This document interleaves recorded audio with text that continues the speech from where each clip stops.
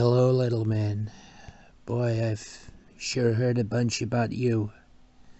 See, I was a good friend of your dad's. We were in that Hanoi pit of hell together over 5 years. Hopefully you'll never have to experience this yourself. But when two men are in a situation like me and your dad were, for as long as we were, you take on certain responsibilities of the other. If it had been me who had not made it, Major Coolidge would be talking right now to my son Jim. But the way it turned out is I'm talking to you, Butch. I got something for you. This watch I got here was first purchased by your great-grandfather during the First World War. It was bought in a little general store in Knoxville, Tennessee, made by the first company to ever make wristwatches. Up till then, people just carried pocket watches. It was bought by Private Doughboy Ernie Coolidge on the day he set sail for Paris. It was your great-grandfather's war watch, and he wore it every day he was in that war.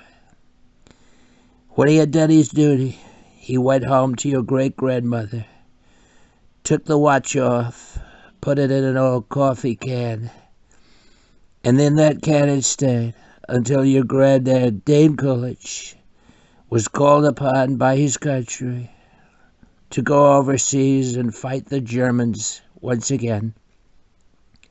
This time they called it World War II. Your great-grandfather gave this watch to your granddad for good luck. Unfortunately, Dane's luck wasn't as good as his old man's. Dane was a Marine, and he was killed, along with the other Marines at the Battle of Wake Island.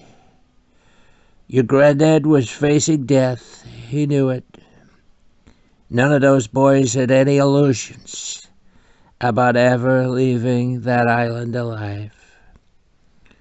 So 3 days before the Japanese took the island, your granddad asked a gunner on an Air Force transport named of Wenaki, a man he had never met before in his life, to deliver to his infant son, who he'd never seen in the flesh, his gold watch.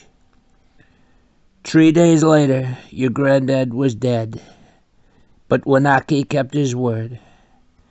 After the war was over, he paid a visit to your grandmother, delivering to your infant father his dad's gold watch. This watch. This watch was on your daddy's wrist when he was shot down over Hanoi.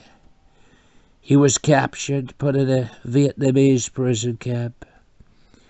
He knew if the Gooks ever saw the watch, it'd be confiscated, taken away. The way your dad looked at it, that watch was your birthright.